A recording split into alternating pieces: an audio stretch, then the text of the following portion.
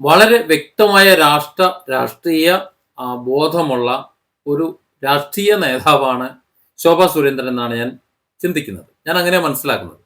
ഒരേത് രാഷ്ട്രീയ കക്ഷിയിലാണ് ഉള്ളത് എന്നതല്ല. എല്ലാ രാഷ്ട്രീയ നേതാക്കൾക്കും അതിൻ്റെതായ ഒരു മൂല്യമുണ്ട്. നമ്മൾ എത്രയൊക്കെ വിമർശിച്ചാലും സഖാവ് പിണറായി വിജയനിലും ആ ഒരു ലീഡർഷിപ്പ് ഉണ്ട്. അത് കെ കരുണാകരനിലുണ്ടായിരുന്നു. അതുപോലെ കെ നായനാരിൽ അത് വളരെ വലിയ നർമ്മബോധത്തോടു കൂടി ഉണ്ടായിരുന്നു. അദ്ദേഹം ഒരുപക്ഷെ ആരെയും എടാ പോടാ വാടാ എന്ന് വിളിക്കാൻ ഒരു സ്വാതന്ത്ര്യമുള്ള ഒരു നേതാവ് കൂടിയായിരുന്നു. ആർക്കും ഒരു പരാതിയുമില്ലായിരുന്നു. ഈ കാലഘട്ടത്തിൽ കാര്യങ്ങൾ വെട്ടിത്തുറന്ന് പറയാനും മറ്റും ഒരല്പം ജനകീയ മുഖമുള്ള BJPയിലെ ഒരു നേതാവ് എന്ന് പറയുമ്പോൾ ശോഭാ സുരേന്ദ്രനാണ്. ശോഭാ സുരേന്ദ്രന്റെ ഇന്നത്തെ വാർത്താ സമ്മേളനമാണ് ഞാൻ ഈ വീഡിയോയിൽ മുഴുവനായി കാണിക്കുന്നത്. പക്ഷേ എനിക്കൊരു സംശയമുള്ളത്, സഖാവ് പിണറായി വിജയനെ എതിർക്കുമ്പോൾ അല്ലെങ്കിൽ വിമർശിക്കുമ്പോൾ അദ്ദേഹത്തിന്റെ കേസുകളെ വലിച്ചു വാരി ചുമരിലൊട്ടിക്കുമ്പോൾ ലാവ്ലിൻ കേസ് മുതൽ ഇങ്ങോട്ടുള്ള അദ്ദേഹത്തിന്റെ മറ്റു പല കേസുകളും എങ്ങനെയാണ് ഇപ്പോൾ അതിന്റെ നിലപാടുകൾ എങ്ങനെയാണ്, അദ്ദേഹം എങ്ങനെയാണ് സംരക്ഷിക്കപ്പെടുന്നത് എന്നുകൂടി ശോഭാ സുരേന്ദ്രൻ പറയേണ്ടതുണ്ടായിരുന്നു. ഇവിടെ സഖാവ് പിണറായി വിജയനെ വിമർശിക്കുന്നതോടൊപ്പം ഞാനും വിമർശിക്കുന്ന ആളാണ്. അങ്ങനെ വിമർശിക്കുമ്പോൾ ആ പിണറായി വിജയനെ സംരക്ഷിച്ച് നിർത്തുന്നത് BJP ആണ് എന്ന ഒരു ധ്വനി കുറെ കാലമായി ഇവിടെ ഉണ്ട്. ഒരുപക്ഷെ അതൊരു ആരോപണമായിരിക്കാം. രണ്ടായാലും അത്തരം ഒരു വാർത്ത കുറെ കാലമായി ഇവിടെ കേൾക്കുന്നുണ്ട്. അതിനും കൂടി ഉത്തരം പറയുമ്പോഴായിരുന്നു ഒരു എന്താ പറയാ ഈ വാർത്താ സമ്മേളനം പൂർണ്ണമാകുന്നത്. പക്ഷെ ആ കാര്യം പറഞ്ഞിട്ടില്ല. പക്ഷെ എങ്കിലും വളരെ വ്യക്തമായി ശോഭാ സുരേന്ദ്രൻ കാര്യങ്ങൾ പറഞ്ഞിട്ടുണ്ട്. ഞാനൊരു വിമർശന ബുദ്ധിയാ പറഞ്ഞതാണ്. കാരണം BJP സംബന്ധിച്ചിടത്തോളം പിണറായിയെ സുരക്ഷിതമാക്കി നിർത്തുന്ന ഒരു രീതി എനിക്ക് തോന്നിയിട്ടുണ്ട് പലപ്പോഴും. അത് പിണറായി വിജയനെയാണ്, അല്ലാതെ മറ്റുള്ളവരല്ല. CPM-നെ എന്നല്ല, ബാക്കിയുള്ള നേതാക്കളുടെ കാര്യത്തിലല്ല ഞാൻ പറയുന്നത്. കോടിയേരിയുടെ കാര്യത്തിലൊന്നും അതുണ്ടായിട്ടില്ല. പക്ഷെ ഇവിടെ പിണറായിയുടെ കാര്യത്തിൽ അതുണ്ട്. BJP അത്തരത്തിലുള്ള സുരക്ഷിതമായ ഒരു നിലപാട് ഇതുവരെ ഉണ്ടായിട്ടുണ്ട് എന്ന് എനിക്ക് തോന്നിയിട്ടുണ്ട്. അപ്പോൾ ആ ഒരു നിലപാട് അങ്ങനെ തുടരുമ്പോഴും അല്ലെങ്കിൽ തുടരുന്നു എന്ന് ജനങ്ങൾക്ക് തോന്നുമ്പോഴും ഈ പിണറായി വിജയനെ വിമർശിക്കുന്ന ഈ ഒരു നിലപാടും അതോടൊപ്പം ഈ ഒരു പ്രസ്താവനയും കൂടി എങ്ങനെയാണ് കൂട്ടിക്കുഴയ്ക്കാൻ പറ്റുന്നത്? ഇതിന്റെ പശ്ചാത്തലത്തിലാണ് ഞാൻ ഈ വീഡിയോ നിങ്ങളുടെ മുന്നിലേക്ക് വെക്കുന്നത്. കാര്യം എന്തൊക്കെ പറഞ്ഞാലും ശോഭാ സുരേന്ദ്രൻ എനിക്കിഷ്ടമാണ്.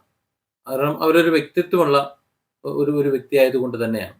നമുക്ക് കേൾക്കാം ഇന്നത്തെ പത്രസമ്മേളനം. നമസ്കാരം. മുകളിലൊരു മീറ്റിംഗ് നടക്കണ കാരണം കൊണ്ടാണ് വൈകിയത്. അപ്പോൾ കുറച്ചു നേരം കാത്തിരുന്ന എല്ലാവരും സോറി.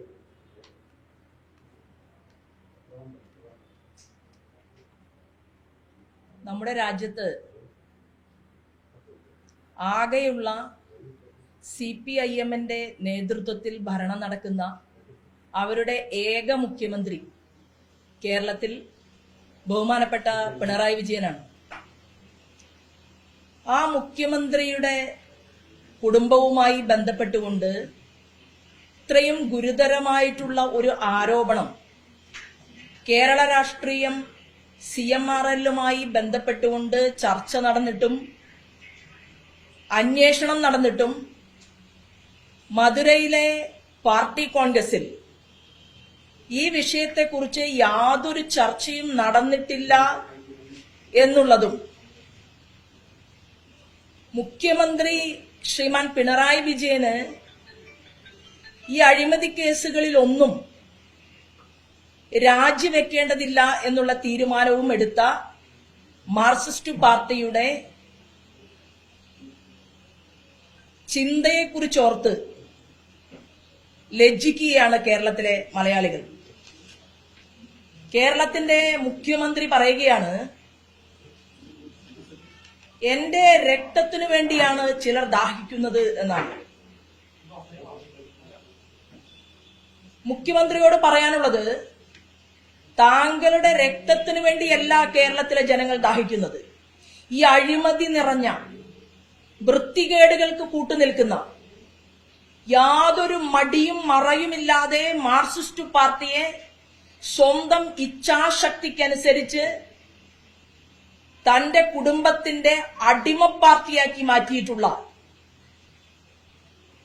അഴിമതിക്ക് വേണ്ടി കേരളത്തിന്റെ ഭരണകൂടത്തെ വർഷങ്ങളോളം കൈകാര്യം ചെയ്തിട്ടുള്ള താങ്കൾ കേരളത്തിന്റെ മുഖ്യമന്ത്രി കസേരയിൽ നിന്ന് രാജിവെച്ചൊഴിഞ്ഞു പോയി കേരളത്തിലെ മനുഷ്യർക്ക് അവകാശപ്പെട്ട നല്ലൊരു ഭരണം ലഭ്യമാക്കാൻ അതിനു വേണ്ടിയാണ് കേരളത്തിലെ ജനങ്ങൾ, ബഹുഭൂരിപക്ഷം വരുന്ന ജനങ്ങളും ദാഹിക്കുന്നത്.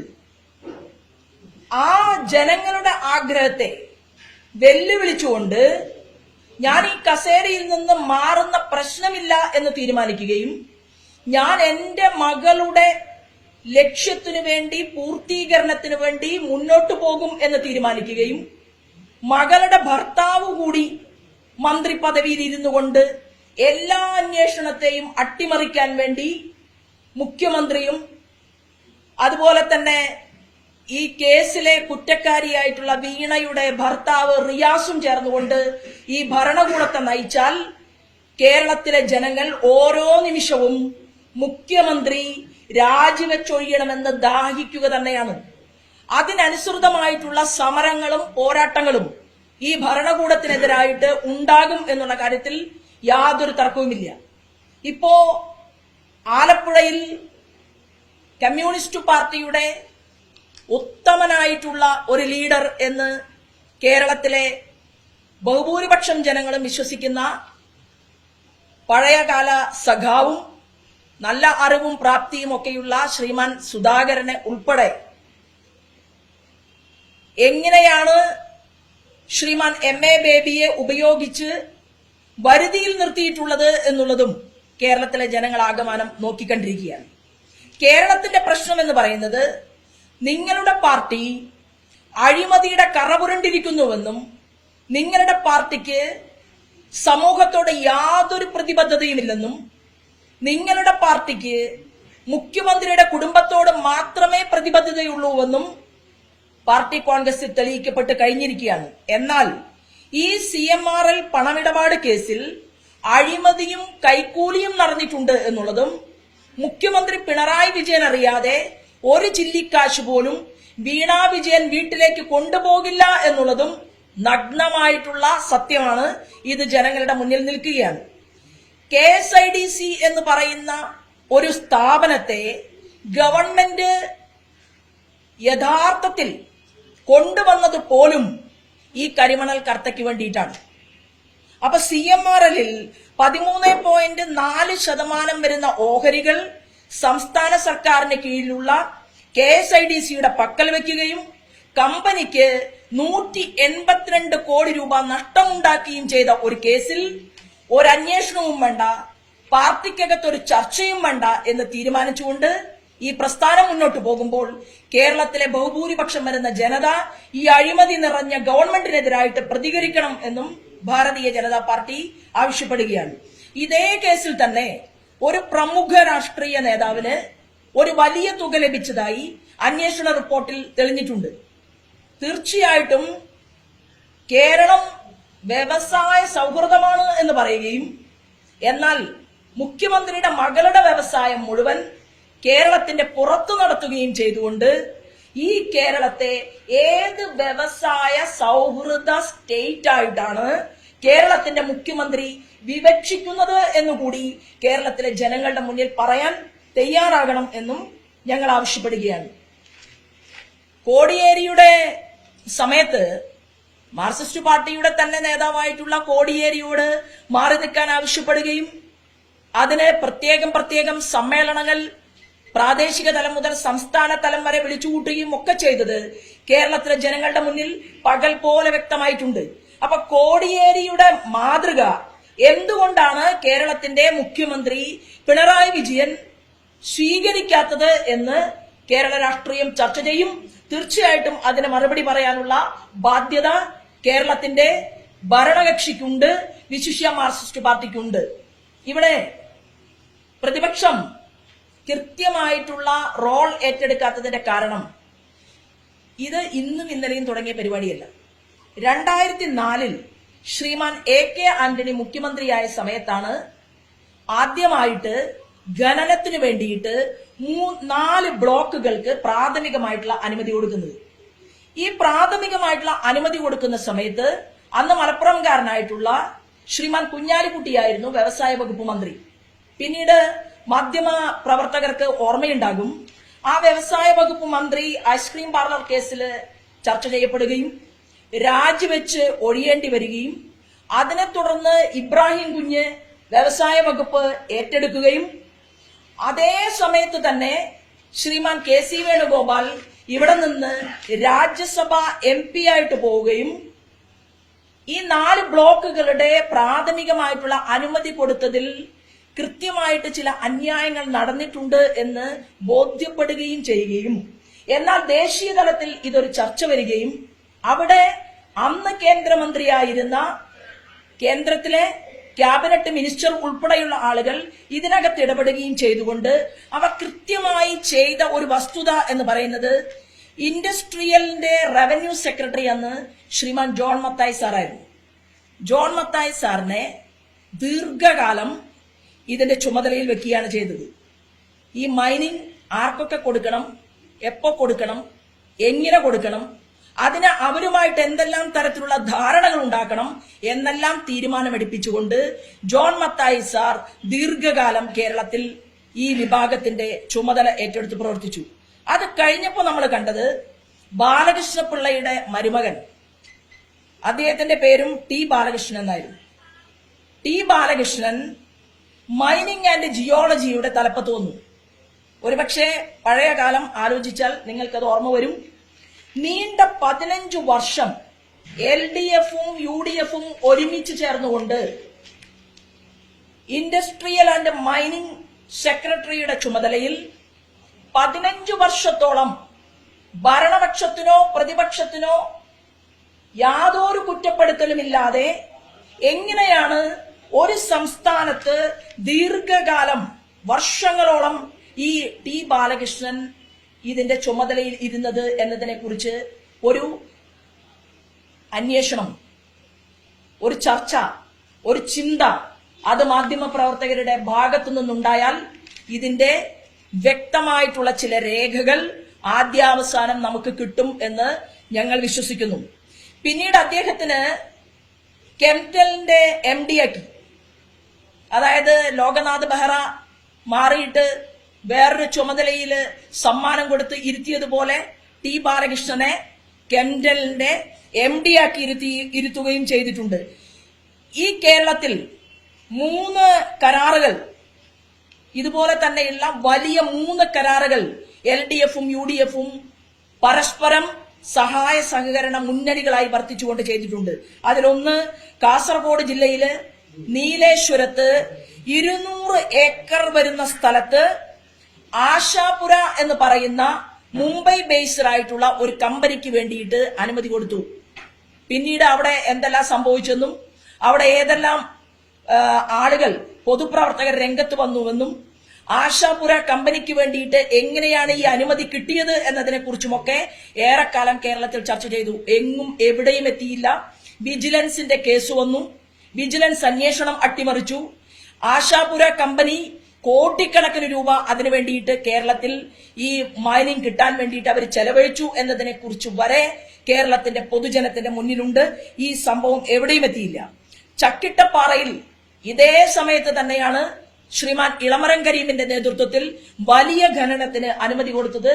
അത് കർണാടകയിലുള്ള MSPL എന്ന് പറയുന്ന ഒരു കമ്പനിക്കാണ് അനുമതി കൊടുത്തത്. അനുമതി എങ്ങനെയാണ് കേരളത്തിൽ കൊടുക്കുന്നതെന്നും അനുമതി കൊടുക്കാൻ വേണ്ടിയിട്ട് ഉത്തരവാദിത്തപ്പെട്ട ആളുകളെ എങ്ങനെയാണ് വർഷങ്ങളോളം ഇരുത്തുന്നതെന്നും ഏറ്റവും കൂടുതൽ റിസർച്ച് ചെയ്തിട്ടുള്ള ഒരു സംസ്ഥാനമാണ് കേരളം എന്നുള്ള കാര്യത്തിൽ ഒരു തർക്കവുമില്ല. ആ കേസ് എവിടെ എത്തി? ഈ വലിയ ചക്കിട്ടപ്പാറ ഖനനം അഴിമതിയും ആശാപുരയുമായി ബന്ധപ്പെട്ടുകൊണ്ടുള്ള നീലേശ്വരത്തെ ഖനനം നിർത്തിവെച്ചതുൾപ്പെടെയുള്ള സംഭവങ്ങളും എവിടെ എത്തി എന്നതിനെ കുറിച്ച് ഒരു മറുപടി പറയാൻ ഭരണപക്ഷത്തിനോ പ്രതിപക്ഷത്തിനോ കേരളത്തിൽ സാധിക്കുമോ എന്നും ഭാരതീയ ജനതാ പാർട്ടി ചോദിക്കാൻ ആഗ്രഹിക്കുകയാണ്. ഇവിടെ കോൺഗ്രസിന്റെ സീനിയർ ആയിട്ടുള്ള ലീഡർ പറയുന്നു CBI അന്വേഷണം നടത്തേണ്ട കാര്യമില്ല. അതെന്താ CBI അന്വേഷണം നടത്തേണ്ട എന്ന് പറയാൻ കാരണം? നിങ്ങൾക്ക് വിജിലൻസ് മതി. കാരണം എന്താണ്? ഇടതുപക്ഷം ഭരിക്കുമ്പോഴും വലതുപക്ഷം ഭരിക്കുമ്പോഴും വ്യാപകമായ തോതിൽ മൈനിങ് ആൻഡ് ജിയോളജിയെ ദുരുപയോഗപ്പെടുത്താൻ 2 കൂട്ടരും തയ്യാറായിട്ടുണ്ട്. ഒരാളുടെ കേസ്, അതായത് കോൺഗ്രസിന്റെ നേതൃത്വത്തിൽ കടന്നുപോയിട്ടുള്ള ഗവൺമെന്റുകൾ ചെയ്ത ഒരു കേസിനെ കുറിച്ച് CBI അന്വേഷിക്കാതിരിക്കാൻ വേണ്ടി ആ സമയത്തെ ഭരണപക്ഷം പരിശ്രമിക്കുകയും അത് വിജിലൻസ് കേസാക്കി മാറ്റുകയും വിജിലൻസ് അന്വേഷണം നടത്തിയിട്ട് എളമരം കരീമിന്റെ കാറിൽ നിന്ന് ഉൾപ്പെടെ 1 കോടി രൂപ കണ്ടെത്തിയിട്ടും അത് ഡ്രൈവർ സാക്ഷിമൊഴിയായി പറഞ്ഞിട്ടും ആ കേസ് അട്ടിമറിക്കാൻ പരിശ്രമിക്കുകയും രക്ഷപ്പെടുകയും ചെയ്തിട്ടുള്ളത് കേരളത്തിലെ ജനങ്ങളുടെ മുന്നിലുണ്ട്. അപ്പോൾ സൂചിപ്പിച്ചു വരുന്ന ഇത്രയാണ്, കഴിഞ്ഞ എത്രയോ വർഷങ്ങളായി ഈ തീവെട്ടിക്കൊള്ള കേരളത്തിലെ ജനങ്ങൾക്ക് വേണ്ടിപ്പെട്ട പണം, നമ്മുടെ യുവതലമുറ അനുഭവിക്കേണ്ട പണം, അനുഭവിക്കേണ്ട വികസനം, അത് അട്ടിമറിച്ചുകൊണ്ട് ഭരണപക്ഷവും പ്രതിപക്ഷവും ഒരേ രീതിയിലുള്ള ആളുകളെ ചുമതലക്കാരാക്കി ഇരുത്തിക്കൊണ്ട് അത് ഭരണം മാറിയാലും, പിണറായി വിജയൻ മുഖ്യമന്ത്രി പദവിയിൽ നിന്ന് മാറിയാലും പ്രശ്നമില്ല, UDFന്റെ ഒരാൾ മുഖ്യമന്ത്രിയായിട്ട് ഇരുന്നാലും കുഴപ്പമില്ല, ഉദ്യോഗസ്ഥ തലത്തിൽ അനുചര വൃന്ദങ്ങളായിട്ട് ആര് പറഞ്ഞാലും റാൻ മൂളുന്ന ഉദ്യോഗസ്ഥന്മാരെ വർഷങ്ങളോളം ഇരുത്തിക്കൊണ്ട് കേരളത്തിന്റെ മൈനിങ് സെക്ടർ, അത് കോടിക്കണക്കിന് രൂപയുടെ ധനനഷ്ടം, നമുക്ക് അവകാശപ്പെട്ട പണം പോക്കറ്റടിച്ചെടുത്ത് രാഷ്ട്രീയക്കാരുടെ പോക്കറ്റുകളിലേക്ക് എത്തിക്കാനുള്ള ക്രമാനുഗതമായിട്ടുള്ള പ്രവർത്തനമാണ് കേരളത്തിൽ നടന്നുകൊണ്ടിരിക്കുന്നത്. ഈ കേസ് അങ്ങനെ വിട്ടുകളയും എന്നുള്ള ഒരു ധാരണ കേരളത്തിന്റെ മുഖ്യമന്ത്രിക്കും വേണ്ട, മുഖ്യമന്ത്രിയെ സഹായിക്കണമെന്ന് ഉള്ളിന്റെ ഉള്ളിൽ ആഗ്രഹിക്കുന്ന പ്രതിപക്ഷ ലീഡർക്കും വേണ്ട എന്ന് പറയാൻ കൂടി ഈ അവസരത്തെ ഉപയോഗപ്പെടുത്തുകയാണ്. കഴിഞ്ഞ 13 വർഷമായിട്ട് ഇന്ത്യയിലെ കൽക്കരിപ്പാടങ്ങൾ മുഴുവൻ, ഇന്ത്യയിലെ എണ്ണ മേഖലകൾ മുഴുവൻ അദാനി അംബാനി എന്ന കുത്തകകൾക്ക് തീർച്ചയായിട്ടും കൊടുത്ത ഒരു ഭരണം എന്ന് പറയപ്പെടുന്ന ഒരു ഭരണം. അത് കറപ്ഷൻ ആവാതിരിക്കുകയും ഇവിടെ നടക്കുന്ന ഈ ഗണിതം കറപ്ഷൻ ആവുകയും ചെയ്യുന്നത് എങ്ങനെയാണെന്ന് അറിയാൻ. അതായത് മേജർ മൈനിങ് എങ്ങനെ നടത്തണം എന്നതിന് കൃത്യമായിട്ടുള്ള നിയമപരമായിട്ടുള്ള രീതിയുണ്ട്. അത് നിയമപരമായിട്ടുള്ള രീതിയിലൂടെ മാത്രമാണ് ശ്രീമാൻ നരേന്ദ്രമോദി അധികാരത്തിൽ വന്നതിന് ശേഷം ഈ നാട്ടിൽ നടക്കുന്നുള്ളൂ. അദാനിയും അംബാനിയും നമ്മുടെ നരേന്ദ്രമോദിജിയുടെ അമ്മാവന്റെ മക്കളല്ല. ഇത് നേരത്തെയും ഞങ്ങൾ പറഞ്ഞിട്ടുണ്ട്. ഈ രാജ്യത്ത് ടാറ്റ ഉണ്ടായിരുന്നു, ബിർളയുണ്ട്, അദാനിയുണ്ട്, അംബാനിയുണ്ട്. ഇവരെല്ലാം തന്നെ കൈക്കൂലി കൊടുത്തുകൊണ്ട് അവർ ഏതെങ്കിലും ഒരു കൽക്കരിപ്പാടം സ്വന്തമാക്കി എന്ന് പറയാൻ പ്രതിപക്ഷത്തിന് പോലും സാധിച്ചിട്ടില്ല. ഒരു എവിഡൻസും മുന്നോട്ട് വെക്കാൻ കേരളത്തിന്റെ പാർലമെന്റിനകത്തോ രാജ്യസഭയ്ക്കകത്തോ ഈ പറയുന്ന പ്രതിപക്ഷ നേതാക്കന്മാരുടെ ഭാഗത്ത് നിന്ന് ഒരാൾക്ക് പോലും സാധിച്ചിട്ടില്ല. ഇപ്പൊ പോലും ഖർഗെ പറയുകയാണ്, കോൺഗ്രസിന്റെ നേതൃത്വത്തിൽ ഖർഗെ പറഞ്ഞിട്ടുള്ളത് എന്താണ് ഇന്ത്യയിൽ നടക്കുന്ന വികസനം എന്നാണ് ചോദിച്ചിട്ടുള്ളത്. എന്താ വികസനം നടക്കുന്നത്? 25 കോടിയിൽ പരം വരുന്ന ആളുകൾ ദാരിദ്ര്യരേഖയുടെ മുകളിലെത്തി എന്നുള്ളതാണ്. കോൺഗ്രസ് ഈ രാജ്യത്തിന്റെ ഭരണകൂടത്തിന് നേതൃത്വം കൊടുക്കുന്ന സമയത്ത് ബാങ്ക് എന്താണ് എന്നറിയാത്ത കോടാനുകോടി അമ്മമാരുണ്ടായിരുന്ന നാട്ടിൽ ഇന്ന് സ്ത്രീകളുടെ മടിശീലയിൽ പണമുണ്ടാകണം എന്ന് തീരുമാനിച്ചുകൊണ്ട് ആദരണീയനായിട്ടുള്ള അടൽ ബിഹാരി വാജ്പേയി അധികാരത്തിൽ വന്ന ആ 13 ദിവസവും 13 മാസവും തുടർന്നു വന്ന വർഷങ്ങളും അദ്ദേഹം എടുത്തൊരു തീരുമാനമുണ്ടായിരുന്നു, സ്ത്രീ സ്വയം ശാക്തീകരിക്കപ്പെടണം. അങ്ങനെ സ്ത്രീ ശാക്തീകരണ പ്രക്രിയ കൊണ്ടുവന്നു. അന്ന് കൊണ്ടുവന്ന കുടുംബശ്രീയുടെ പേരിലാണ് ഇന്ന് കേരളത്തിലെ പാവപ്പെട്ട അമ്മമാരുടെ മടിശീലയിൽ പണമുണ്ടായത് എന്ന് ഞാൻ വിശ്വസിക്കുകയാണ്. ആ കുടുംബശ്രീയെ മാർക്സിസ്റ്റ് പാർട്ടി മുറ പോലെ അവരുടെ രാഷ്ട്രീയത്തിനെ വളർത്താൻ വേണ്ടി ഉപയോഗപ്പെടുത്തിയിട്ടുണ്ടെങ്കിൽ കൂടി അമ്മമാർ സ്വാശ്രയരായിട്ട് മാറി. അന്നാണ് മലപ്പുറത്ത് അടൽ ബിഹാരി വാജ്പേയി അന്നത്തെ മുഖ്യമന്ത്രി നായനാരോട് പറഞ്ഞത്, കേരളം ശാക്തീകരിക്കപ്പെടണം, രാജ്യത്ത് ഞങ്ങൾ കൊണ്ടുവന്ന ഈ പദ്ധതിക്ക് നിങ്ങൾക്ക് താല്പര്യമുള്ള ഒരു പേരിടണം. അന്ന് നായനാരിട്ട പേരാണ് സ്ത്രീ ശാക്തീകരണ പ്രക്രിയയുടെ അദ്ദേഹത്തിന് ഇഷ്ടമുള്ള ഒരു പേരിട്ടു, കുടുംബശ്രീ. ഞാൻ സൂചിപ്പിച്ചത്, ഇന്ന് ബാങ്കുകളിലേക്ക് സ്ത്രീകൾ പോകുന്നു, ഇന്ന് രാജ്യം മുന്നോട്ട് പോകുന്നു, ഇന്ന് സ്റ്റാർട്ടപ്പ് പദ്ധതിയും സ്റ്റാൻഡപ്പ് പദ്ധതിയും അതുപോലെ തന്നെ സ്വയം പര്യാപ്ത തൊഴിലവസരങ്ങളും ആളുകൾക്ക് തൊഴിൽ കൊടുക്കുന്ന വലിയ വലിയ പദ്ധതികളും എത്ര കേരളത്തിന് കിട്ടിയിട്ടുണ്ട്. ശ്രീമാൻ നരേന്ദ്രമോദി പ്രഖ്യാപിച്ച പ്രാവർത്തികമാക്കിയിട്ടുള്ള ആ പദ്ധതികളുടെ കണക്ക് കേരളത്തിന്റെ ഗവൺമെന്റിന് ഒന്ന് വിശദീകരിക്കാൻ സാധിക്കുമോ? മുഖ്യമന്ത്രി പിണറായി ഒരു ധവളപത്രം പുറപ്പെടുവിക്കാൻ തയ്യാറുണ്ടോ? അതായത് മൻമോഹൻ സിംഗിന്റെ നേതൃത്വത്തിൽ 1ാം UPA ഗവൺമെന്റും അത് മാർക്സിസ്റ്റ് പാർട്ടി പിന്തുണച്ച ഗവൺമെന്റ് ആയിരുന്നു. 2ാം UPA ഗവൺമെന്റും നമ്മുടെ കേരളത്തിലേക്ക് പദ്ധതികൾക്ക് വേണ്ടി കൊടുത്ത പണം എത്രയാണ്? അതിന്റെ ഒരു ധവളപത്രം അതിവിടെ ജനങ്ങളുടെ മുന്നിൽ പ്രൊഡ്യൂസ് ചെയ്യാൻ കേരളത്തിന്റെ മുഖ്യമന്ത്രിയോടും പ്രതിപക്ഷത്തിന് ആ കണക്ക് എത്രയും പെട്ടെന്ന് കിട്ടും ശ്രീമാൻ വി ഡി സതീശനും തയ്യാറാവുമോ?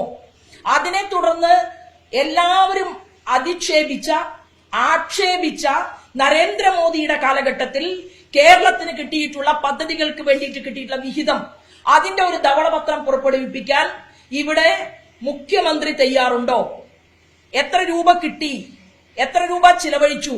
SC വിഭാഗത്തിനും ST വിഭാഗത്തിനും വേണ്ടി കൊടുത്ത പദ്ധതികൾ പോലും വിനിയോഗിക്കാതെ എത്ര ശതമാനം നിങ്ങൾ ലാപ്സാക്കി കളഞ്ഞു? നിങ്ങൾ ഈ കേരളത്തിലെ ബഹുഭൂരിപക്ഷം ജനങ്ങളോടും ചെയ്യുന്ന വലിയ ക്രൂരതയാണ്. ഞാൻ കഴിഞ്ഞ ദിവസം 2 ആഴ്ചയായിട്ട് പനിയും ബാധിച്ച് കിടപ്പിലായിരുന്നു. ഞാൻ മെഡിക്കൽ കോളേജില് ഒരു ഉദാഹരണം പറയുകയാണ്. ചോദിച്ച ചോദ്യത്തിനുള്ള ഉത്തരം അല്ലെങ്കിൽ കൂടി ഞാൻ ഒരു ഉദാഹരണം പറയുകയാണ്. എന്റെ പ്രിയപ്പെട്ട മാധ്യമ സഹോദരന്മാരോട് സഹോദരിമാരോട് എനിക്കുള്ള ഒരു അപേക്ഷ, നിങ്ങൾ തിരുവനന്തപുരം മുതൽ കാസർഗോഡ് വരെയുള്ള മെഡിക്കൽ കോളേജുകളിൽ നിങ്ങളുടെ ക്യാമറയുമായിട്ട് യാത്ര ചെയ്യണം.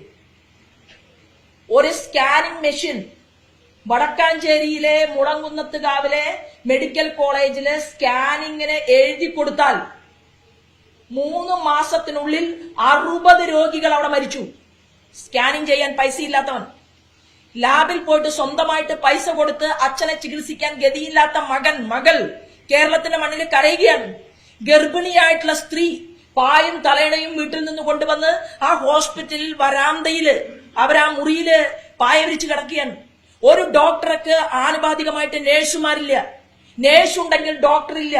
ഡോക്ടറും നേഴ്സും ഉണ്ടെങ്കിൽ മരുന്നില്ല. 200 കോടി രൂപ ചെലവഴിച്ചുകൊണ്ട് വീണ്ടും ഒരു കെട്ടിടം കെട്ടിപ്പൊക്കുകയാണ്. എന്നാൽ സ്കാനിങ്ങിന് വേണ്ടി ക്യൂ നിൽക്കുന്ന അമ്മമാര് കരഞ്ഞുകൊണ്ട് വന്ന് പറഞ്ഞു, നിങ്ങൾക്ക് 2 സ്കാനിംഗ് മെഷീൻ വെക്കാൻ ആരോഗ്യവകുപ്പ് മന്ത്രി വീണയോടൊന്ന് പറയാൻ സാധിക്കുമോ എന്ന് ചോദിക്കുകയാണ്. തിരുവനന്തപുരത്ത് നിങ്ങൾ ഇത് കാണുന്നില്ലേ? മെഡിക്കൽ കോളേജില് നിങ്ങളിത് കോഴിക്കോട് മെഡിക്കൽ കോളേജിൽ കാണുന്നില്ലേ? തൃശ്ശൂരിലെ മെഡിക്കൽ കോളേജിൽ ഇത് കാണുന്നില്ലേ? എന്തുകൊണ്ടാണ് കേരളത്തിലെ ആരോഗ്യ വകുപ്പിന് വേണ്ടി കൊടുക്കുന്ന കോടിക്കണക്കിന് രൂപ എന്താണ് ഇവിടുത്തെ ഗവൺമെന്റ് ചെയ്യുന്നത്? എന്തുകൊണ്ടാണ് ഇങ്ങനെ ക്രൂരത നിറഞ്ഞ ഒരു നിലവാരമുള്ള ഒരു മുഖ്യമന്ത്രിയെ കാണേണ്ട ഗതികേടുണ്ടായത്? മുഖ്യമന്ത്രിയുടെ കുട്ടി സന്തോഷമായിട്ടിരിക്കുന്നുണ്ടല്ലോ. കുളിക്കാനുള്ള സ്വിമ്മിംഗ് പൂളോ എന്തോ കൊടുക്കട്ടെ, അതെല്ലാം അംഗീകരിക്കാൻ കേരളത്തിലെ ജനങ്ങൾ തയ്യാറാണ്. കാലുകൊണ്ട് നടന്നു കയറാൻ വയ്യ, ലിഫ്റ്റ് വെച്ചോ കുഴപ്പമില്ല, നിങ്ങൾ എവിടെ വേണമെങ്കിലും ദൂർത്തടിക്കേ. പക്ഷെ പാവപ്പെട്ടവന് കൂടി കൊടുക്കണ്ടേ? അവർക്ക് അവകാശപ്പെട്ടത് ഏത് മേഖലയിലാണ് നിങ്ങൾ കൊടുക്കുന്നത്? കേരളത്തിൽ നിങ്ങളുടെ രക്തത്തിന് വേണ്ടിയല്ല കേരളത്തിലെ ജനങ്ങൾ ദാഹിക്കുന്നത്. നിങ്ങളുടെ അനീതിക്കെതിരെ, നിങ്ങളുടെ നിഷ്ക്രിയത്വത്തിനെതിരെ, നിങ്ങളുടെ ലജ്ജയില്ലാത്ത പെരുമാറ്റത്തിനെതിരെ നട്ടലുള്ള പ്രതികരണശേഷിയുള്ള ഒരു മാർക്സിസ്റ്റ് പാർട്ടിയുടെ പോളിറ്റ് ബ്യൂറോ മെമ്പർ പോലും ഇന്ത്യയിലില്ല എന്നുള്ളത് കൊണ്ടാണ് കേരളത്തിന്റെ മുഖ്യമന്ത്രി പിണറായി വിജയൻ ധാർഷ്ട്യത്തോട് കൂടിയിട്ട് കേരളത്തിലെ പാവങ്ങളുടെ നെഞ്ചിൽ കുതിര കയറിക്കൊണ്ട് ഈ കേരളത്തിൽ മുന്നോട്ട് പോകുന്നത്. ഒന്നുമില്ലാത്തവരാണ് പാവങ്ങൾ, അവർക്ക് ജീവിക്കണ്ടേ? അവരുടെ കുടുംബക്കാർക്കും ഭാര്യയ്ക്കും മകൾക്കും മരുമകനും ബന്ധുക്കൾക്കും പിന്നെ ആർക്കും പരാതിയില്ല കേട്ടോ. കാരണം ഡോക്ടറേറ്റ് ചോദിച്ചാൽ ചിന്തയ്ക്ക് ഡോക്ടറേറ്റ് കൊടുക്കും. ഷാജുഖാൻ ചോദിച്ചാൽ ഷാജുഖാന് ഡോക്ടറേറ്റ് കൊടുക്കും. കെമിസ്ട്രി പഠിക്കാത്ത ആലത്തൂരിലെ MP ഡോക്ടറേറ്റ് ചോദിച്ചാൽ ആലത്തൂർ MPക്ക് ഡോക്ടറേറ്റ് കൊടുക്കും. പിന്നെ MP രാജേഷിന്റെ ഭാര്യയ്ക്ക് ഉന്നതമായിട്ടുള്ള സർവകലാശാലയിൽ ജോലി കൊടുക്കും. മറ്റേ രാകേഷ് കണ്ണൂരിലെ രാകേഷിന്റെ ഭാര്യയ്ക്കും കൊടുക്കും. പിന്നെ ഏതെല്ലാം മാർക്സിസ്റ്റ് പാർട്ടിയുടെ നേതാക്കന്മാരുടെ കുടുംബക്കാർക്ക് വേണമെങ്കിലും ജോലി കിട്ടും. എന്നാൽ തിരുവനന്തപുരത്ത് എന്റെയും നിങ്ങളുടെയും സഹോദരിമാർ മുട്ടിലെഴയേണ്ടി വരും. അവര് PSCക്ക് പരീക്ഷ എഴുതും, അവര് റാങ്ക് വാങ്ങും, അവർ അർദ്ധരാത്രി 12 മണി വരെ പഠിച്ച് സർട്ടിഫിക്കറ്റുമായിട്ട് കാത്തിരിക്കും. ഒരാൾക്ക് പോലും പണമില്ലാത്ത, ഒരാൾക്ക് പോലും ജോലി കൊടുക്കാത്ത ഒരു ഗവൺമെന്റ് ആയിട്ട് ഈ കേരളത്തിന്റെ മുഖ്യമന്ത്രി മാറിയിരിക്കുകയാണ്. ആശാ വർക്കേഴ്സിനോട് പറയുന്നത് നിങ്ങൾ അവിടെ നിന്ന് എണീറ്റ് പോകണമെന്നാണ്. ഇത് കേന്ദ്രമാണ് ചെയ്യേണ്ടത് എന്നാണ്. എന്നാൽ കേരളത്തിന്റെ മുഖ്യമന്ത്രി വാ തുറന്നൊന്നും മൊഴിയുന്നുണ്ടോ? ശ്രീമാൻ നരേന്ദ്രമോദിയെ കണ്ടല്ലോ, പലതവണ കണ്ടില്ലേ? ഇന്ത്യയുടെ പ്രധാനമന്ത്രിയെ കാണാൻ കേരളത്തിന്റെ മുഖ്യമന്ത്രി പലതവണ പോയിട്ട് എന്റെ പൊന്നു തമ്പുരാനെ ഒന്ന് പറഞ്ഞുകൂടെ? ശ്രീമാൻ നരേന്ദ്രമോദി, ആരോഗ്യ മേഖലയ്ക്ക് വേണ്ടി നിങ്ങൾ ഇത്ര കോടിയല്ലേ തന്നിട്ടുള്ളൂ, ഞാൻ ഇത്ര കോടി ചെലവഴിച്ചില്ലേ? ഇനി ബാക്കി തരാനില്ലേ? ഇത് ചോദിക്കുന്നത് എവിടെയെങ്കിലും നമ്മൾ കേട്ടിട്ടുണ്ടോ? ഒരു പരാതിയുമില്ല, ഒരു പരിദേവനവുമില്ല. കേന്ദ്രം കൊടുക്കുന്നത് മുഴുവൻ സംതൃപ്തനായിട്ട് ഡൽഹിയിൽ നിന്ന് തിരിച്ചു വരികയും മാധ്യമപ്രവർത്തകരുടെ മുന്നിൽ വളരെ സന്തോഷത്തോടുകൂടി ഇങ്ങനെയുള്ള സ്റ്റേറ്റ്മെന്റുകൾ ഇറക്കുകയും അദ്ദേഹത്തിന് വേദനിക്കുമ്പോൾ ചാമരം വീശാനായിട്ട് നമ്മുടെ വി ഡി സതീശേട്ടൻ ഉള്ളതുകൊണ്ട് ഈ ഗവൺമെന്റും പ്രതിപക്ഷവും ഇങ്ങനെ ചക്കിയും ചങ്കരനും കളിച്ചുകൊണ്ട് മുന്നോട്ട് പോകും, അതിന് വെച്ചു പൊറുപ്പിക്കില്ല എന്ന് പറഞ്ഞുകൊണ്ടാണ് ഈ കരിമണൽ കർത്തയുടെ ഈ വിഷയവുമായി ബന്ധപ്പെട്ടുകൊണ്ട് ഏതറ്റം വരെയും മുന്നോട്ട് പോകാൻ ഭാരതീയ ജനതാ പാർട്ടി നടപടികൾ എടുക്കും എന്ന് സൂചിപ്പിക്കാൻ വേണ്ടിയിട്ടാണ് നമ്മൾ ഒരുമിച്ച് കണ്ടത്. മുഖ്യമന്ത്രിയുമായി ഏത് തരത്തിലാണ് എന്ത് സഹായമാണ് മുഖ്യമന്ത്രി എന്ന നിലയിൽ പിണറായി വിജയൻ ഈ കൈവൽക്കർക്ക് ചെയ്തു കൊടുത്തത്?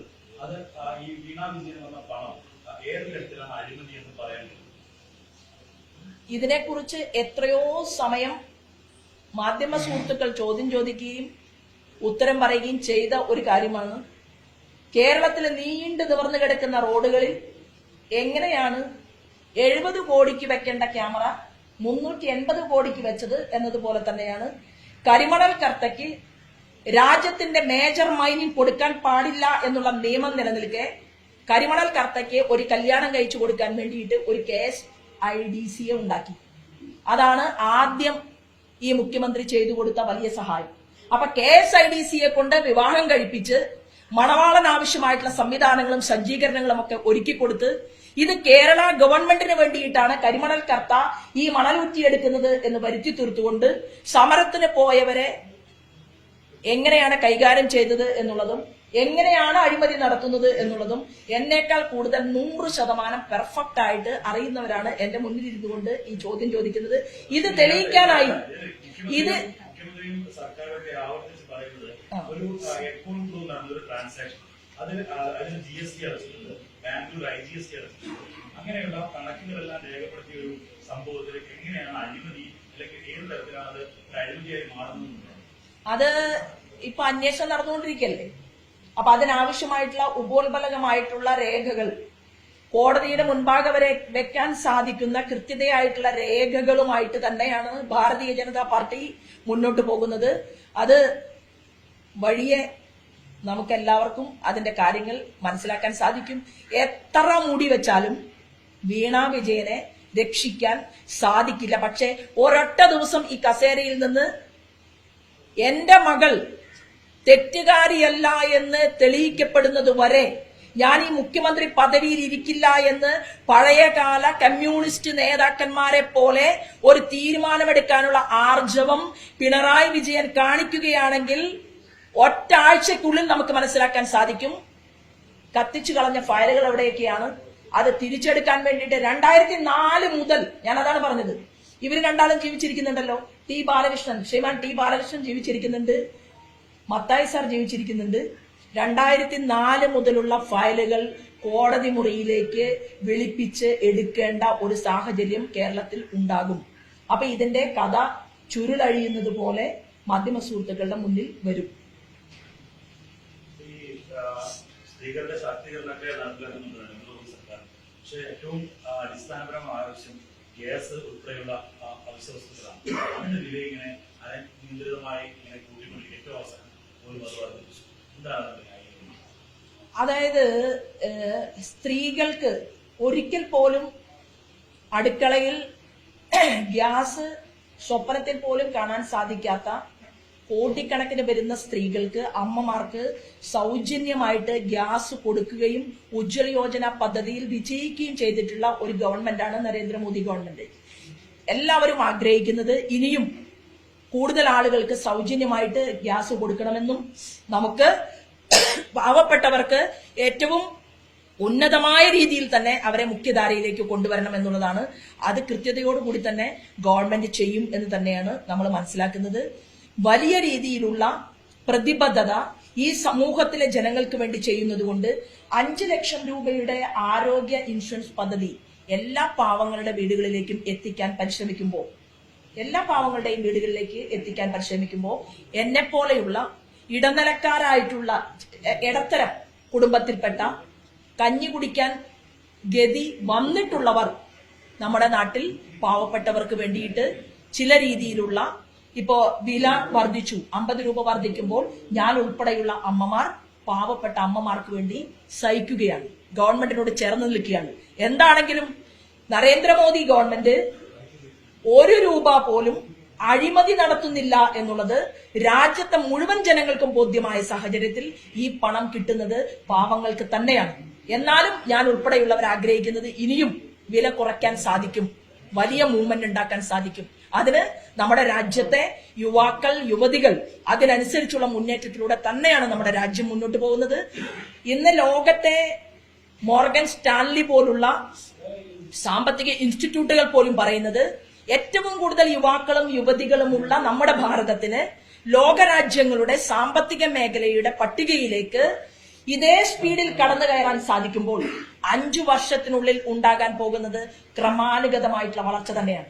ആ വളർച്ചയ്ക്ക് വേണ്ടിയിട്ട് ചില ത്യാഗങ്ങൾ എന്നെ പോലെയുള്ള അമ്മമാർ 50 രൂപ അധികം കൊടുത്ത് ഗ്യാസ് വാങ്ങുമ്പോൾ അവർ ആ 50 രൂപ കൊടുക്കുമ്പോഴും അവർ സന്തോഷിക്കുന്നുണ്ട്. എന്താണെന്ന് അറിയുമോ?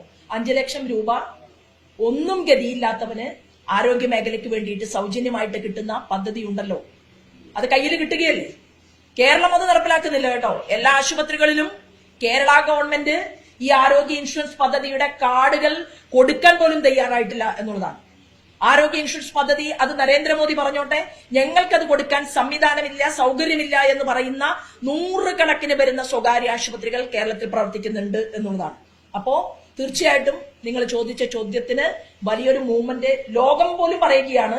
ഇന്ത്യ കുതിക്കുകയാണ്, മുന്നേറുകയാണ് എല്ലാ മേഖലകളിലും. പക്ഷെ കേരളത്തിൽ നമുക്ക് മത്സ്യപ്രവർത്തകരുണ്ട്, ഏറ്റവും കൂടുതൽ കടലോരമുണ്ട്, നമുക്കൊരു വകുപ്പ് മന്ത്രിയെ മിസ്റ്റർ ജോർജ് കുര്യനെ തന്നിട്ടുണ്ട്.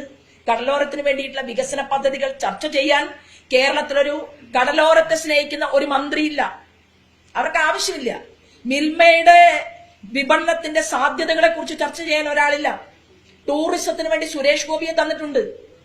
ഒരു ഇത്ര മാസമായിട്ടും ഈ കേരളത്തിന്റെ ടൂറിസം മേഖലയെ വികസിപ്പിക്കാൻ ആവശ്യമായിട്ടുള്ള ഒരു ക്രിയാത്മകമായിട്ടുള്ള ചർച്ച നടത്താൻ നമ്മുടെ ടൂറിസം വകുപ്പ് മന്ത്രി റിയാസ് കേന്ദ്രമന്ത്രിയുമായിട്ടൊന്നും കണ്ടിട്ടില്ല. അപ്പോ കേന്ദ്രം നമുക്ക് നൽകിയിട്ടുള്ള 2 മന്ത്രിമാരെ പോലും ഉപയോഗപ്പെടുത്താൻ, അവർക്ക് ചില പ്രൊജക്ടുകൾ കൊടുക്കാൻ, ആ പ്രൊജക്ടുകളിലൂടെ കോടികൾ വാങ്ങിയെടുത്തുകൊണ്ട് നമ്മുടെ കടലോരത്തിന് വേണ്ടിയിട്ടും നമ്മുടെ മത്സ്യത്തൊഴിലാളികൾക്ക് വേണ്ടിയിട്ടും നമ്മുടെ പശു വളർത്തൽ നടത്തുന്ന ആളുകൾക്ക് വേണ്ടിയിട്ടും ഒക്കെ ഇത് ചെയ്തു കൊടുത്താൽ ഭാരതീയ ജനതാ പാർട്ടി നേതൃത്വം നൽകുന്ന NDAയുടെ വകുപ്പ് മന്ത്രിമാർക്ക് പേര് കിട്ടുമോ എന്ന് കരുതിക്കൊണ്ട് ഇവിടുത്തെ പാവങ്ങളോട് വഞ്ചനാപരമായിട്ടുള്ള സമീപനം എടുത്തുകൊണ്ട് മുന്നോട്ട് പോകുന്ന ഈ വകുപ്പ് മന്ത്രിമാർ അവരുടെ മുഷ്കൊന്ന് താഴെ വെച്ചാൽ കേരളം ഇനിയും മുന്നോട്ട് പോകും. നമുക്ക് ധാരാളം ഉന്നതി ഉണ്ടാകും എന്നുള്ള കാര്യത്തിൽ തർക്കമില്ല. ഞങ്ങൾ എല്ലാ ജില്ലകളിലും ജനങ്ങൾക്കിടയിലേക്ക് അവരുടെ മനസ്സറിയാൻ, അവരുടെ വേദനകൾ പങ്കുവെക്കാൻ, അവരുടെ പരാതികൾ വാങ്ങാൻ ഞങ്ങൾ അതിനനുസൃതമായിട്ടുള്ള കൃത്യതയായിട്ടുള്ള പ്രവർത്തനങ്ങളുമായിട്ട് തന്നെയാണ് മൂവ് ചെയ്തുകൊണ്ടിരിക്കുന്നത്. എന്തായാലും ഞങ്ങളൊരു 20% എത്തിയല്ലോ ഭാരതീയ ജനതാ പാർട്ടി. ആ പാർട്ടിയെ കുറിച്ചാണല്ലോ എല്ലാ മാർക്സിസ്റ്റ് പാർട്ടിയുടെ കേന്ദ്രങ്ങളിലും ചർച്ച. ഭാരതീയ ജനതാ പാർട്ടി വളരുന്നു, സൂക്ഷിക്കാനാണ് പറഞ്ഞിട്ടുള്ളത് പല ജില്ലകളിലും പല പ്രദേശങ്ങളിലും. അപ്പോ ആശാപ്രവർത്തകരോട് ഞങ്ങൾ പറഞ്ഞിട്ടുണ്ട്, ഞങ്ങളുടെ MLA ഇല്ല കേരള നിയമസഭയ്ക്കകത്ത്. ഇവിടുത്തെ അംഗൻവാടി വർക്കേഴ്സിനോട് ഞങ്ങൾ പറഞ്ഞിട്ടുണ്ട്, ഞങ്ങൾ കേരളത്തിന്റെ നിയമസഭയ്ക്കകത്തില്ല. കഴിവും പ്രാപ്തിയും ഇല്ലാത്തത് കൊണ്ടല്ല, BJPയുടെ കഴിവും പ്രാപ്തിയുമുള്ള ആളുകൾ തെരഞ്ഞെടുപ്പിൽ നിൽക്കുന്ന സമയത്ത് തോൽപ്പിക്കാൻ വേണ്ടി ഇടതുപക്ഷവും വലതുപക്ഷവും ഒരുമിച്ച് കൈകോർത്ത് പിടിച്ചുകൊണ്ട് കഴിഞ്ഞ 10 വർഷമായി 7 പേരെ കേരളത്തിൽ പരാജയപ്പെടുത്തിയ ഞാൻ ഉൾപ്പെടെ. എനിക്ക് കഴിവുണ്ട് എന്നല്ല ഞാൻ പറഞ്ഞത്, പക്ഷെ എന്റെ കൊളീഗ്സ് എങ്കിലും, ഞാൻ പോട്ടെ, എന്റെ കൂട്ടുകാരെങ്കിലും 6 പേർ കേരള നിയമസഭയ്ക്കകത്ത് ഉണ്ടായിരുന്നുവെങ്കിൽ ഈ പ്രമാണിമാരെയൊക്കെ മൂക്കുകൊണ്ട് ഷാവരപ്പിക്കാൻ സാധിക്കുമായിരുന്നു. അപ്പോ കേരളത്തിലെ ജനം തീരുമാനിക്കും. 20% വോട്ടുള്ള ഭാരതീയ ജനതാ പാർട്ടിക്ക് വരാൻ പോകുന്ന നാളുകളിൽ MLA സൃഷ്ടിക്കാൻ ഇവിടുത്തെ ജനം ഞങ്ങൾക്ക് കൈതരും. ഞങ്ങൾ ഒരു നല്ല ഭരണകൂടത്തെ കേരളത്തിൽ ഞങ്ങൾ ക്രിയേറ്റ് ചെയ്യും.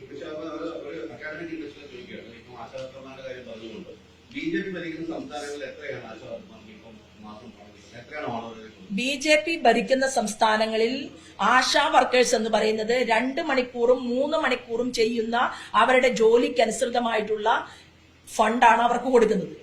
കേരളത്തിലെ ആശാ വർക്കർമാരുടെ സ്ഥിതി എന്ന് പറഞ്ഞു കഴിഞ്ഞാൽ അതായത് അവരെ ആശാവർക്കർമാരെ പ്രധാനമായിട്ടും ഉപയോഗപ്പെടുത്തുന്നില്ല എന്നാണ്. ഉപയോഗപ്പെടുത്താത്തതുകൊണ്ടല്ല, അവിടെ അതിന് വേറെ സംവിധാനമുണ്ട്. അതായത് അവിടെ ആവശ്യത്തിന് ആശുപത്രികളിൽ നേഴ്സുണ്ട്, ഡോക്ടറുണ്ട്. ഉത്തർപ്രദേശിൽ ഇന്ത്യയിലെ ഏറ്റവും നോക്കൂ. സെൻട്രൽ ഗവൺമെന്റിന്റെ റാങ്കിംഗ് പ്രകാരം ഹെൽത്തിൽ ഏറ്റവും ഒന്നാം സ്ഥാനത്ത് നിൽക്കുന്ന കേരളം എന്ന സംസ്ഥാനം. എത്രയാ ജനസംഖ്യ? ഹെൽത്ത് ഇൻഫ്രാസ്ട്രക്ചർ ഏറ്റവും മുമ്പിൽ നിൽക്കുന്ന സംസ്ഥാനം കേന്ദ്ര ഗവൺമെന്റ് കണക്കുകൾ നിൽക്കുന്ന സംസ്ഥാനത്തിനേക്കാൾ കൂടുതൽ ആശുപത്രിയും മെഡിക്കൽ സൗകര്യങ്ങളും മറ്റു സംസ്ഥാനങ്ങളിൽ ഉള്ളതുകൊണ്ട് അവിടെ ആശാ വർക്കർമാരെ ഉപയോഗപ്പെടുത്തുന്നില്ല എന്നാണോ? അവിടെ ആശാ വർക്കർമാരെ സെലക്ട് ചെയ്യാൻ വേണ്ടിയിട്ട് കേരള ഗവൺമെന്റ് കുറച്ച് ആളുകളെ കൂടുതൽ വർദ്ധിപ്പിക്കാനുള്ള കാരണം എന്താണ്? ആശാ വർക്കർമാരിലൂടെ അവരെ കൊണ്ട് എല്ലാ പ്രവർത്തനങ്ങളും കേരള ഗവൺമെന്റ് എടുപ്പിച്ചു. ആ കേരള ഗവൺമെന്റ് എടുപ്പിക്കുന്ന 12 മണിക്കൂറും 14 മണിക്കൂറും ഉറങ്ങുന്ന സമയത്ത് പോലും ഒരു രോഗിക്ക് ആശ്രയമായിട്ട് കേരളത്തിലെ ആശാ വർക്കർമാര് പണിയെടുക്കുമ്പോൾ അവരെ നോക്കാനുള്ള ഗഡ്സ് ഇല്ലാത്ത, വെയില് ശരീരത്തിൽ ഇന്ന് വരെ കൊണ്ടിട്ടില്ലാത്ത, കാലിനടിയിൽ മണൽ പറ്റിയിട്ടില്ലാത്ത ഒരാൾ ആരോഗ്യ വകുപ്പ് മന്ത്രിയായിരിക്കുന്നത് കൊണ്ട് ഇവരെ ആവശ്യമായിട്ട് സംരക്ഷിക്കാനും നോക്കാനും സാധിക്കാത്തതുകൊണ്ടാണ്. വേറെ ഏത് സംസ്ഥാനത്താണ് ഇത്തരത്തിൽ ആളുകൾ റോഡിൽ ഇറങ്ങുന്നത്? എല്ലാ സംസ്ഥാനങ്ങളും സമരം നടക്കുന്നുണ്ട് ആശാവർക്കർമാര്. അല്ല, എല്ലാ സംസ്ഥാനങ്ങളും കേന്ദ്ര സർക്കാരിനെ കേസിലായിട്ട് CIT ഉൾപ്പെടെയുള്ള മറ്റു സംഘടനകൾ ഉൾപ്പെടെയുള്ള ആശാവർക്കർമാർ CIT നോക്കൂ, അല്ലല്ല, ഒരാളും കാണാതെ പോകുന്നില്ല. ഈ മുഖ്യമന്ത്രിയെ പോലെ ഒരു മുഖ്യമന്ത്രിമാരുടെ സമ്മേളനം വിളിച്ചു ചേർത്തുകൊണ്ട് ഇന്ത്യൻ പ്രൈം മിനിസ്റ്റർ ചോദിച്ച ചോദ്യത്തിന് എല്ലാ മുഖ്യമന്ത്രിമാരും കൊടുത്തിട്ടുള്ള ഉത്തരം എന്ന് പറയുന്നത്, ഞങ്ങൾ ഇവരുടെ ശമ്പളത്തെ വർദ്ധിപ്പിക്കാനും ഓണറേറിയം കൊടുക്കാനും ഞങ്ങൾ ഞങ്ങളുടെ സംസ്ഥാന തലത്തിൽ തീരുമാനമെടുത്തിട്ടുണ്ട് എന്ന് കർണാടകയ്ക്ക് അറിയിക്കാൻ സാധിച്ചു, ആന്ധ്രയ്ക്ക് സാധിച്ചു, നമ്മുടെ തൊട്ടടുത്ത് കിടക്കുന്ന തമിഴ്നാടിന് സാധിച്ചു, അതുപോലെ തന്നെ അകലെ കിടക്കുന്ന ബംഗാളിന്, പശ്ചിമ ബംഗാളിന് സാധിച്ചു. കേരളത്തിന് മാത്രം എന്താ സാധിക്കാത്തത്? അല്ല, അത് മതിയോ? അത് മതിയോ? കൊണ്ടുവന്ന ഇൻസെന്റീവിൽ നിന്ന് ഒരു പൈസ പോലും ഇതുവരെ വർദ്ധിപ്പിച്ചിട്ടില്ല. അപ്പൊ കേരള സർക്കാർ കഴിഞ്ഞ 7000 രൂപയിലേക്ക് എത്തിച്ചു. മറ്റേത് സംസ്ഥാനങ്ങൾ വർദ്ധിപ്പിച്ചു? ഒരു സംസ്ഥാനങ്ങൾ വർദ്ധിപ്പിച്ചില്ല. അപ്പൊ ഏറ്റവും കൂടുതൽ ആശാവർക്കർമാരെ കെയർ ചെയ്തത് കേരളമാകുമ്പോ എന്തുകൊണ്ടാണ് ഇത് രാഷ്ട്രീയ ആരോപണമായിട്ട് മാറുന്നത്? അല്ല, ഇത് രാഷ്ട്രീയ ആരോപണമല്ല. കേരളത്തിന്റെ ആരോഗ്യ വകുപ്പിന്റെ കീഴിൽ ജോലി ചെയ്യുന്ന ആശാ വർക്കർമാർക്കുള്ളതിനേക്കാൾ 10 ഇരട്ടിയും 20 ഇരട്ടിയും കെയർ കൊടുക്കുന്ന ആരോഗ്യ വകുപ്പ് മന്ത്രിമാരുണ്ട്. അവരാരും തന്നെ അഹങ്കാരികളല്ല. അവിടെ സമരം നടക്കുന്നുണ്ടെങ്കിൽ സമരം നടന്ന സ്ഥലങ്ങളിൽ യൂണിയൻ നേതാക്കളുമായി ചർച്ച ചെയ്യാൻ റോഡിൽ ഉത്തർപ്രദേശിന്റെ മുഖ്യമന്ത്രി ആളുകളുടെ പരാതി വാങ്ങാൻ വരുന്നത് നടന്നിട്ടാണ്. റോഡിലൂടെ നടന്നു വന്ന് അമ്മമാർക്കിടയിൽ വന്നുകൊണ്ട് അവരുടെ കയ്യിൽ നിന്ന് പരാതി വാങ്ങിയാണ്. ഈ ഉത്തർപ്രദേശിനെയല്ലേ മാതൃകയാക്കാൻ വേണ്ടി പിണറായി വിജയൻ പറഞ്ഞത്? ഉത്തർപ്രദേശിനെ നോക്കൂ എന്നല്ലേ പറഞ്ഞത്? അവിടെ എത്ര മെഡിക്കൽ കോളേജുകൾ വർദ്ധിച്ചു? UP-യിൽ യോഗി ആദിത്യനാഥ് വന്നതിന്റെ മുൻപുള്ള കണക്കും അദ്ദേഹം വന്ന്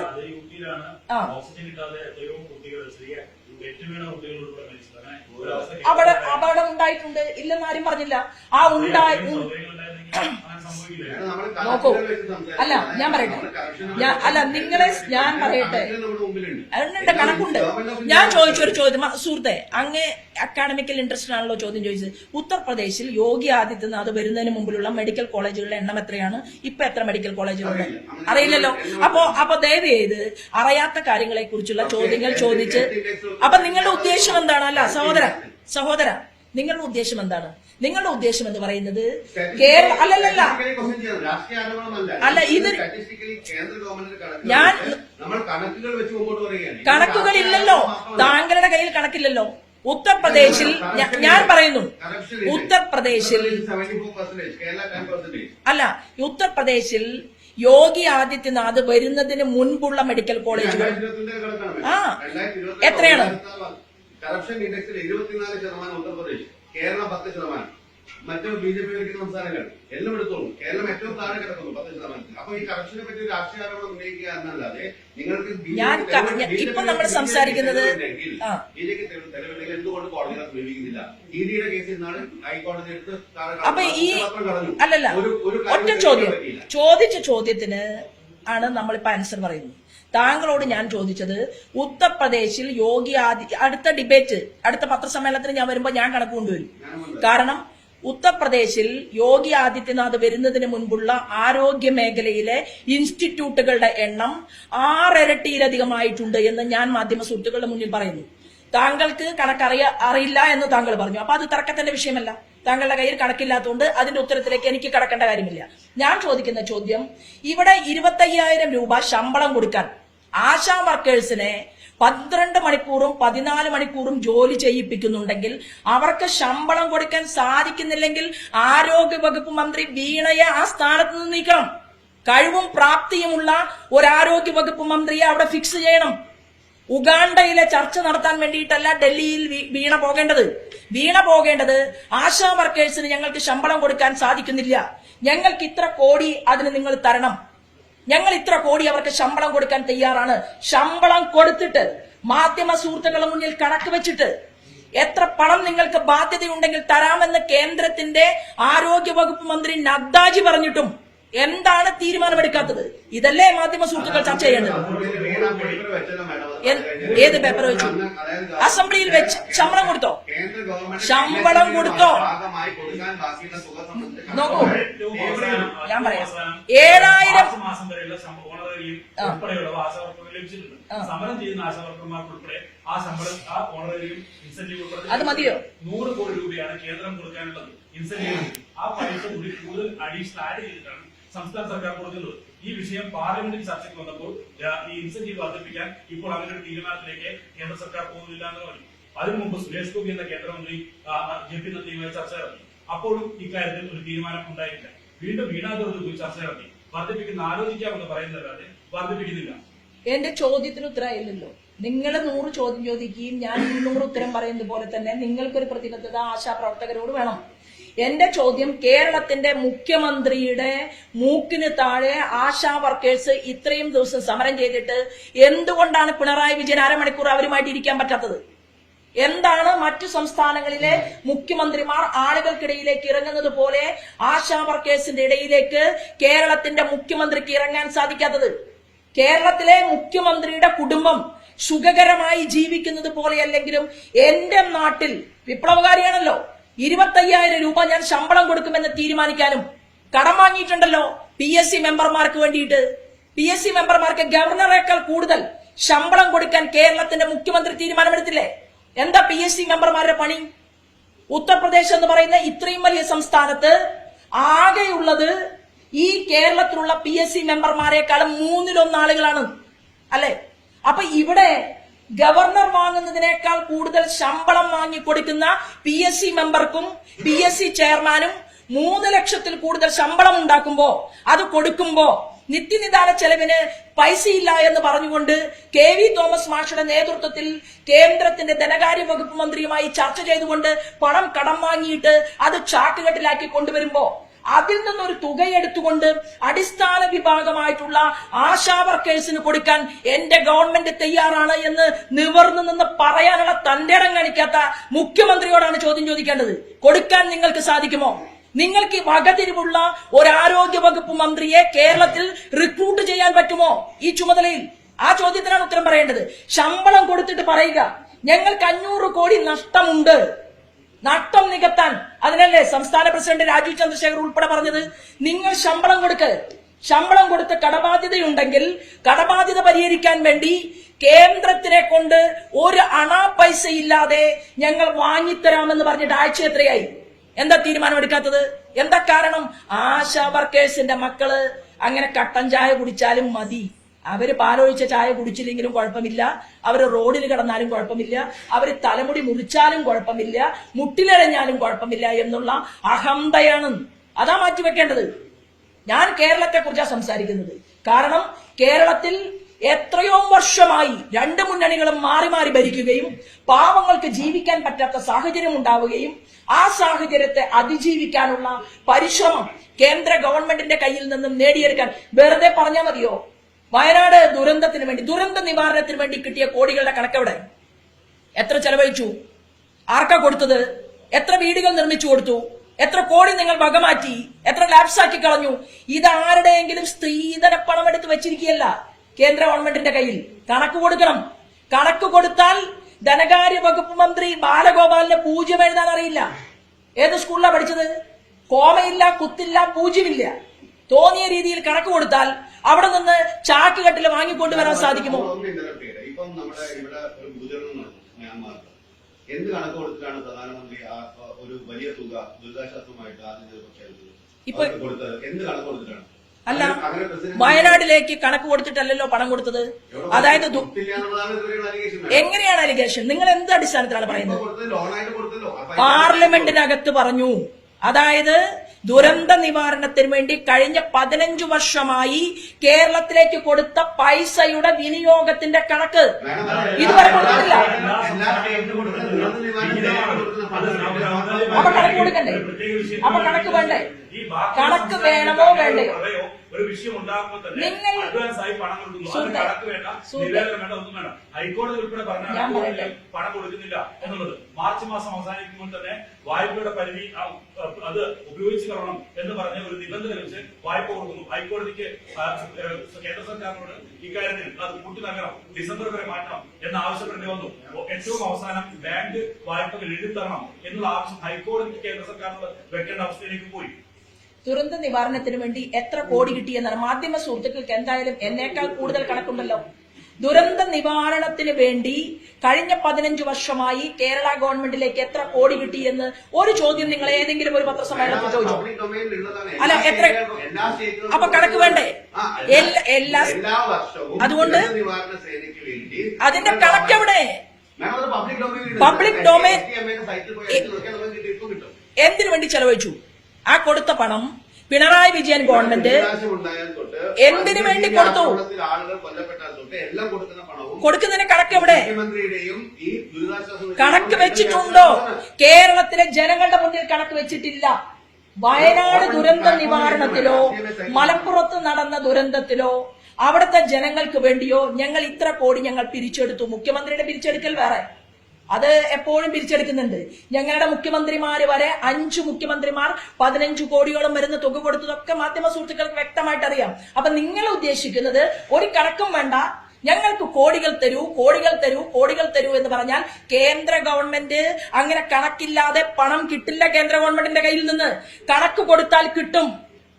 100 സ്കൂളുകൾക്ക് കിട്ടേണ്ട കോടികൾ പോലും വാങ്ങാൻ മന്ത്രി ശിവൻകുട്ടിക്ക് സാധിച്ചിട്ടില്ല. കാരണം എന്താണ്? ഇവർക്ക് പ്രൊജക്ട് ഇല്ല, ഇവർക്ക് കണക്കില്ല, ഇവർക്ക് ചർച്ചയില്ല. ഇവർ ചെന്ന് അടച്ചിട്ട മുറിയിലിരുന്ന് ചർച്ച ചെയ്ത് ഞങ്ങൾക്ക് കുറച്ച് പണം വേണം എന്ന് പറഞ്ഞാൽ അങ്ങനെ പണം കൊടുക്കാൻ മറ്റു സംസ്ഥാനങ്ങൾക്കില്ലാത്ത ഒരു കൊമ്പും ഈ കേരളത്തിന്റെ മുഖ്യമന്ത്രിക്കില്ല. അതുകൊണ്ട് കേരളത്തിന്റെ മുഖ്യമന്ത്രി കൃത്യതയോടുകൂടി സംസാരിക്കുക, ഒരു ഡിബേറ്റ് വയ്ക്കുക, അതത് വകുപ്പ് മന്ത്രിമാരുമായിട്ട് ചർച്ച ചെയ്യുക. ഏത് വകുപ്പ് മന്ത്രിയാണ് നിങ്ങൾക്ക് പണം തരാത്തത്? എന്തുകൊണ്ട് പറയുന്നില്ല? അതായത് മുഖ്യമന്ത്രിയുമായി ചേർന്ന് നിൽക്കുന്ന ചില ആളുകളെ ഉപയോഗിച്ചുകൊണ്ട് കേന്ദ്ര ഗവൺമെന്റിനെതിരെ ചർച്ചയുണ്ടാക്കാൻ സാധിക്കുമോ? വാക്കുകൾ പറയാൻ സാധിക്കുമോ? ഇതൊന്നും പരിശ്രമിച്ചിട്ട് യാതൊരു പ്രയോജനവുമില്ല. ധവളപത്രം പുറപ്പെടുവിക്കണം. കേരളത്തിന്റെ ഓരോ വകുപ്പുകളിലേക്കും പിണറായി വിജയൻ മുഖ്യമന്ത്രിയായപ്പോൾ മുതൽ ഈ നിമിഷം വരെ കിട്ടിയ പണത്തിന്റെ കണക്ക് അത് കേരളത്തിലെ ജനങ്ങളുടെ മുന്നിൽ വെക്കാനും അത് ഏതെല്ലാം മേഖലകളിൽ ചിലവഴിച്ചു എന്നതിന്റെ കണക്ക് അവതരിപ്പിക്കാനും തയ്യാറുണ്ടോ? ഇതാണ് ചോദ്യം. ഇതിന് നമ്മൾ തമ്മിൽ ഒരു തർക്കവും നടത്തിയിട്ട് കാര്യമില്ല. ആ ചോദ്യത്തിന് ഉത്തരം പറഞ്ഞാൽ ബാക്കി കണക്ക് ഞങ്ങൾ പറയും.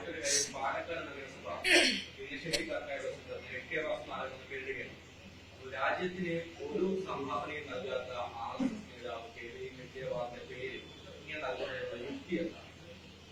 രാജ്യത്തിന് ഹെഡ്ഗേവാർ സംഭാവന നൽകിയിട്ടുണ്ട് എന്ന് 1000% വിശ്വസിക്കുന്ന ഒരാളാണ് ഞാൻ എന്നുള്ളത് കൊണ്ട് നിങ്ങൾ നിങ്ങളുടെ റിസർച്ചിൽ നിൽക്കുന്നു.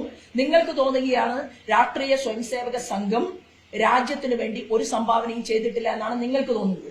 ഇന്ന് ഈ രാജ്യം നിലനിൽക്കുന്നത് ഇവിടത്തെ വലിയ വലിയ ഭീകരവാദ പരിശ്രമങ്ങൾക്ക് മുന്നിൽ സാംസ്കാരിക സംഘടനയായിട്ട് നിലനിൽക്കുകയും അതേ RSSനെ യുദ്ധം നടക്കുന്ന സമയത്ത് അവർക്ക് സ്പെഷ്യൽ ഇൻവൈറ്റിയാക്കി അവരെ ക്ഷണിച്ചു കൊണ്ടുവന്ന നെഹ്റു ഭരിച്ച ഒരു നാട്ടിലിരുന്നു കൊണ്ടാണ് ഇപ്പൊ RSSനെ കുറിച്ച് വെല്ലുവിളിച്ചുകൊണ്ട് സംസാരിക്കുന്നത്. രാജ്യം യുദ്ധമുഖത്ത് നിന്ന സമയത്ത് പട്ടാളക്കാരെ പോലെ പൊതു പരേഡിന് വേണ്ടിയിട്ട് ക്ഷണിച്ച കോൺഗ്രസിന്റെ നേതൃത്വത്തിലുള്ള പ്രധാനമന്ത്രിമാർ വരെ അംഗീകരിച്ച ഒരു സംഘടനയാണ് രാഷ്ട്രീയ സ്വയംസേവക സംഘം. ഇത് വിശ്വസിച്ചുകൊണ്ടാണ് ഞാനിവിടെ ഇരിക്കുന്നത്. ആ ഹെഡ്ഗേവാറും രാഷ്ട്രീയ സ്വയംസേവക സംഘവും രാജ്യത്തിന് സംഭാവന ചെയ്തിട്ടില്ല എന്ന് ഏതെങ്കിലും ഒരു മാധ്യമ പ്രവർത്തകൻ പറഞ്ഞു എന്ന് കരുതിയിട്ട് ഞാനത് തൊടാതെ വിഴുങ്ങാൻ ഉദ്ദേശിച്ചിട്ടില്ല. ഞാൻ വിശ്വസിക്കുന്നത് കോൺഗ്രസിന്റെ ജവഹർലാൽ നെഹ്റു അംഗീകരിച്ച RSS, ഇന്ദിരാഗാന്ധി പോലും പല ഘട്ടങ്ങളിലും അംഗീകരിച്ച RSS ഈ രാജ്യത്ത് സേവന സംഘടനയാണ്. അവർ സാംസ്കാരിക സംഘടനയാണ്. അവർ ഗ്രാമാന്തരങ്ങളിൽ പ്രവർത്തിക്കുന്നുണ്ട്. അവർ കണ്ണു കാണാത്ത ആളുകൾക്ക് വേണ്ടി സംഘടനയുണ്ട്, കുട്ടികൾക്ക് വേണ്ടി സംഘടനയുണ്ട്, ക്ഷേത്രങ്ങളിൽ പോകുന്നവർക്ക് വേണ്ടി സംഘടനയുണ്ട്. വിശ്വാസമില്ലാത്ത ചാർവാകന്റെ സിദ്ധാന്തത്തെ വരെ വിശ്വസിക്കുന്ന ആളുകളെയും അംഗീകരിക്കുന്ന പാരമ്പര്യമുണ്ട്. അപ്പൊ അത് കാര്യങ്ങൾ പഠിക്കാതെ മനസ്സിലാക്കാതെ അതിനെക്കുറിച്ച് നമ്മൾ ചർച്ച നടത്തിയിട്ട് കാര്യമില്ല. Different angles. Don't forget to subscribe and support this channel.